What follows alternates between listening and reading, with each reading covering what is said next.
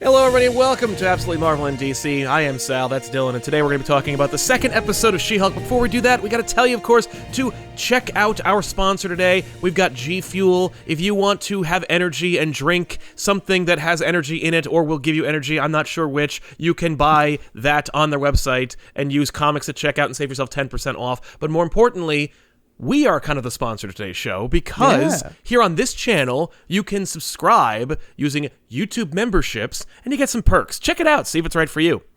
Today, let's jump into it. Episode 2, or really what it should be the first episode of She-Hulk, because apparently, and I don't know if we talked about this in the last episode, the first episode was actually the last episode. What?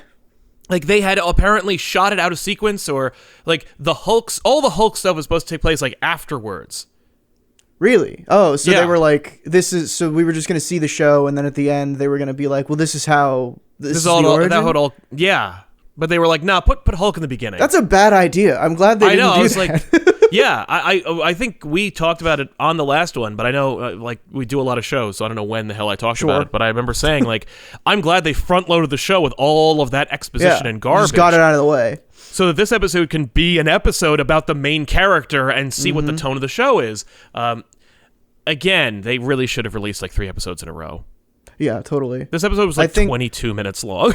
Right. And I think definitely with, like, because I don't know, we could probably front load with positives like we did last time. Absolutely. I'll talk about my main criticism later, but, like, there's definitely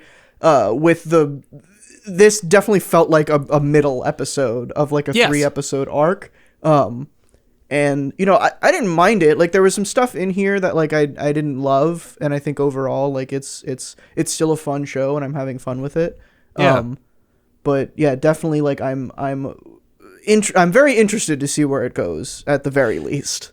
Yeah, I think I get the tone, and I think I know what the show is, because there's a sequence in this episode wherein Jennifer Walters is at the bar, and Ally McBeal is on the TV in front of her.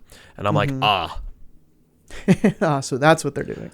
That's what you're doing. You're telegraphing what we're doing here. Fine. I didn't really care for Ally McBeal, but I think that's because Calista Flockhart has no charisma whatsoever, and I hate watching her. But I also haven't seen her in 25 years, so I guess it really doesn't matter. I haven't seen it at all. It's not great.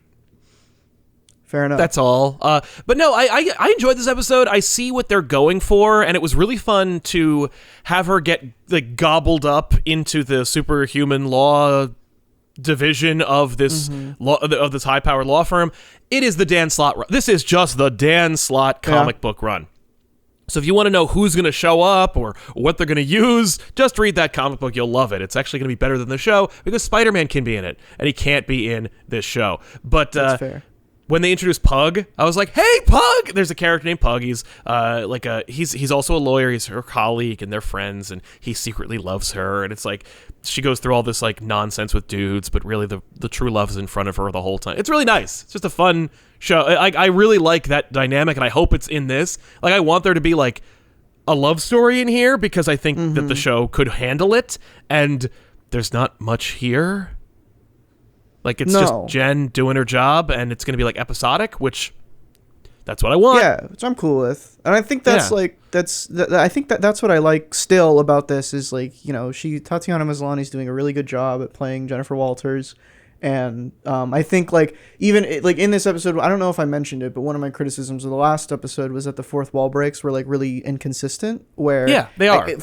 From a certain point of view, I guess the entire episode is a fourth wall break because of the narration and everything. But realistically, she only breaks the fourth wall twice, and it's really weird. But in this episode, it's weaved in a lot better. I think so. There are a couple moments where I'm like, I don't even know if she is or not. Like, there are moments like they aren't clear divisions like in, like, Ferris Bueller or where everything Saved stops, by the Bell, where it's like, or where they clearly are delineating to the camera. Like, there are moments where, like, she's going into the prison and, like, she looks over her shoulder, and I'm like, is that to the guard or to us? Like, you know, but that's just because it's humor infused into the show, and so we're meant to enjoy it.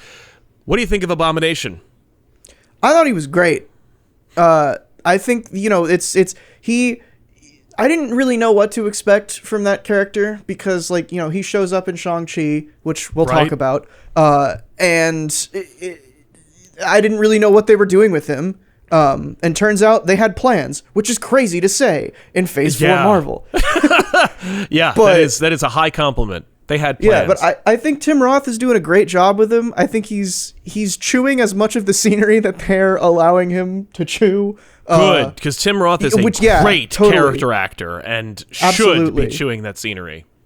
And I think like I really liked his argument where he was like, well, I was just like a soldier who was hired to do a job. Right. And they turned me into the Abomination, and I thought I was going to be Captain America. It's like, well, yeah, you're kind of making some points right now. Especially when, like, this is the one time in the MCU's history where the Hulk was the Hulk, and he was a problem that needed to be dealt with.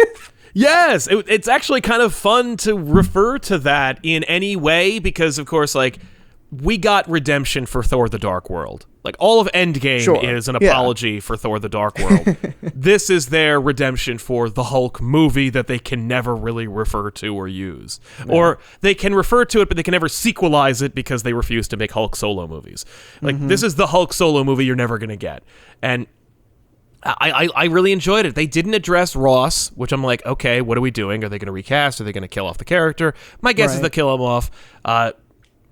But we also got that line where he says, you know, back with Abomination, I was literally a different person. Right, yeah. Like I'm like, wow, that's the joke. Okay, we finally made it. I was interested to see if they were going to touch on that, because you kind of have to, and they could have gone. I don't know if surprised is the right word, but I feel like they could have done some, like, they could have been like, okay, we're working our way towards Hulk having DID and everything. Oh. And, like, Ed Norton was like a different personality. I think that the less we refer to it or think about it, the better. I think for them, they're like, this is just Val Kilmer, Michael Keaton. Like, don't ask, don't think about it. Which I think, like, you know, the only reason I had that thought was because, like, especially in Phase 4, like, Marvel is really wanting to get super complicated with everything lately. Yes. So, just the idea of introducing a multiverse at all is asking for trouble, and they've managed to navigate it pretty well, by the way. Mm-hmm. Yeah, like, I'm actually kind of amazed at the hat trick they've pulled off by making it something that everyone who watches Marvel movies and shows can talk about. Yeah, everyone understands. They don't just go, at least at this point. Right, the audience can go multiverse. This is too nerdy. I'm out. Right, everyone's like, oh, multiverse, got it. Moving on. Okay. Different versions. Like, that's it. What'd you think about this? This was a nitpick that I had last week that I didn't talk about, but I had it in my notes. Is I said, like, I think in my notes I said I'm already cringing at how they're going to introduce She-Hulk's name. And I didn't mind the scene it bothers me. Like, I get it. I'm glad that they moved on. By the end of the episode, she's accepted her name. Yes. But the scene of it, just like, ugh, She-Hulk, really? Like, it's just... It's like a paint by numbers. Well, that's a Marvel trope where it's like, really, the comic accurate costume? Yeah, comic books for nerds. Movies, that's where it's at. Or Disney Plus shows, because we spent billions of dollars on this app, so movies aren't cool like the show is. But yeah, no, I don't care for the pantsing of, like, you know, trying to seem cool while also doing the thing. Right. Like, well, I guess I'll do your Marvel movie, but I am too cool to be in them. Like, you know? Yeah. You know, that's the end of it. But I'm glad that at least I think it'd be actually smarter to address it than not. To be like, her name's She-Hulk. I would also maybe put that in the mouth of maybe like like the prosecution or an interviewer who's like, Ms. She-Hulk, which, by the way, is one of the most derivative names I've ever heard in my life. You know, like, that would be a fun way to, like, just point at it and move on. Yeah. But to have the protagonist hate their own moniker is always frustrating to me. Yeah. And I'm glad, like, at the end of it, she's still like, I have hang-ups about it, but it's my name. Like, the same. And I'm glad that because they set it up in the last episode, which is weird that you say that it was supposed to be the I know, it was supposed to be like, it was out of sequence. The show. Doesn't make any sense. But like with Hulk saying, like, it's I don't even really like the name, but it's the name that I was given, or Smart Hulk is what he was talking about. Yeah. It's like, it's the name that I was given. So I'm just gonna own it. And it's Right. like, okay, cool. Like that's how fair. you set up She-Hulk, which is like it's a goofy name, but what isn't in comic books? Exactly. Well, it's a goofy name that was made up in the 70s, and we're just like, we all accepted it back then. And now in a world where putting she anything into a title makes people lose their effing minds. Yeah, there's it's some like, baggage to it. There's some baggage to it, so they got to like address it in some way. Even if it only makes it realistic to address it, not even just to like address trolls. Like, no, it's just to address the conversation. Yeah. But it worked. The thing that I don't care for in this, with respect to it, the thing that like bothered me, was that it seems like they're going to come up with a new name. Like, the I'm worried about that. Like, I'm workshopping it, and I'm like, well, her other only there's no in-canon, other name for She-Hulk, except for what they were working on back in the 80s, which was Bombshell, which is 1,000 times worse. So, So just let's move on. And I think they are moving on. It's just, I think it was just a narrative hiccup where they just made it seem like maybe it's like a joke. I'm trying to think of a superhero movie. I don't remember what it was, but like where, they make a joke about their name or their costume and they go, well, we'll work on that. And they just don't. They just never do. And I think it's more like a joke to the audience. Like, we know that they're never going to work on that. Sure. I think that's smarter here where, like the whole point of this episode, if you want to look at the episode with a character arc in mind, which is crazy for a 20-minute comedy that it has one in Marvel Phase 4. Right. Yeah. She does have an arc. Like, she starts like at the end of the last episode, she's like thrust into being a superhero, which she didn't want to do. And then this whole episode is her dealing with the consequences of saving people, which she's frustrated with, which is like, I feel like that's pretty well illustrated by her getting this name she doesn't want and hates, and then by the end of it accepting that that's what her life is now, and having to like play around it and deal with it. So I think that's like we'll work on that is just like the middle point of like, this is where she is here, but by the end of the episode she's changed again, which is absolutely cool. Well, I also love we talked about the fact that like, I remember thinking when I was watching it, I'm like, how many Marvel villains who were introduced as big bads, like, or at the very least villains, can we immediately either murder or reform and turn into jokes? But I think that Blonsky's full of crap in this. Oh, totally. and that's evidenced by the end when it was like, I think I figured it out. He was very convincing. I love that Hulk is like, he wrote me a very convincing haiku. Like, just like, that was a solid joke that had a callback to it. But, the fact that it's like, no, I'm full of crap. I leave with the Sorcerer Supreme. Friggin' Wong comes and picks me up for a sparring match. If they work that out, because I remember we had this conversation, I think, with our Multiverse of Madness thing, where I'm like, why is Wong still the Sorcerer Supreme when Doctor Strange? That's like one of the two things Doctor Strange is Sorcerer Supreme. Like, why is Wong still the Sorcerer Supreme?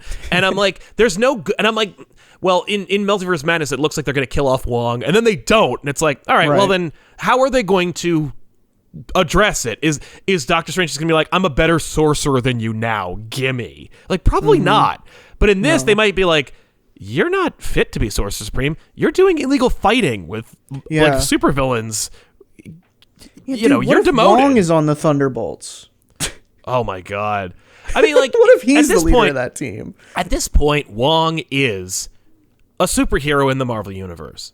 Right. He's like an established character now, which like he's in the Avengers. Like, he's basically an Avenger. Yeah. Which I think, like, that's interesting to an extent. It's weird for sure. But like, I think if they are doing some kind of thing where like Wong is taking villains to this ring in to try and like work China out their something. Yeah, it's to like in Hong test Kong, them. I think. Yeah. Like that's kind of interesting. I agree. Wouldn't it? I'm just thinking now about like a She-Hulk show has so much potential, and I was disappointed, but now I'm glad that in one of the teasers they just straight up showed Daredevil in it. Yeah, like he's just here. Because I want to believe that in a She-Hulk show, like, wouldn't it be really cool if there's an episode dedicated to Wong, like, the Vishanti sue Wong for the title of Sorcerer Supreme back because he's, like, not earned it. And Wong's like, no! Like, what I'm doing is fair. And, that would be great. To have, like, in the courtroom, like, poof, like a giant, like, whatever I don't remember what the Vishanti looked like. My wife knows what that all is. I'm sorry. But, just big, crazy cat monsters made of smoke being like, this is not the basic tenets of what it is to be Sorcerer Supreme. Clearly Benedict Cumberbatch is down to be in everything, so you could get a cameo from Doctor Strange. Yeah.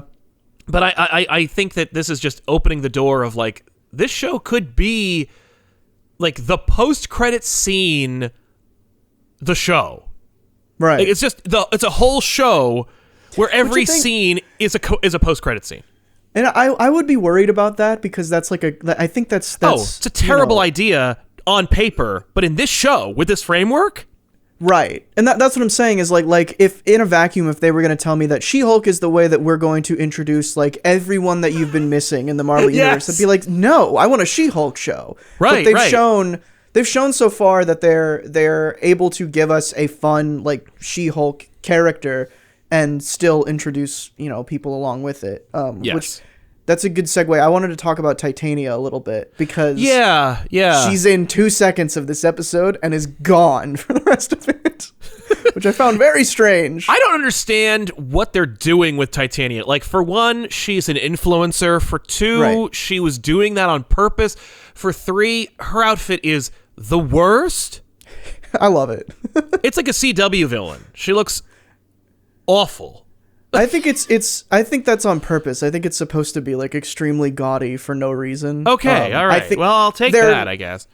I think they're setting up. The reason why I'm confused by it is because she smashes into the courtroom last week, and she's set up as like, okay, this is the villain. This is the first arc we're going to deal with. We're going to see that fight, yeah.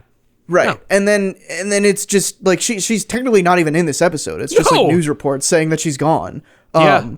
Which is, it's weird, like, in a vacuum. You can cut that out and put it later, and it makes a lot more sense, I feel like. Because we just move on to Abomination right away. Totally, which is smart, by the way, just to, like, show you what's going to happen, like, where we're going with this and how big we can make it, Because it is, like you said, they are kind of showing you things that, like, in a post-credits kind of context, like, what the hell happened to Abomination? What is taking so long to... Like, if Justin Hammer is not in this show, I'm going to riot. It's not going to happen. You've said that about everything. There's no reason for him not to be. He should have been the villain in Ant-Man 2. He should have been... Like, Armor Wars is my last hope that Justin Hammer will be in anything. Who knows if that's happening? Which they might not even make. Also, big old person shout out to Mark Lynn Baker for being She-Hulk's dad. I was a big Perfect Strangers fan back in the day. It was great to see cousin Larry. Hopefully, Bronson Pinchot shows up. That's Balky. That'd be great. And that's it. That's all I want to say. Just nice. It was great to see that. Just before your time. Do we want to talk about damage control?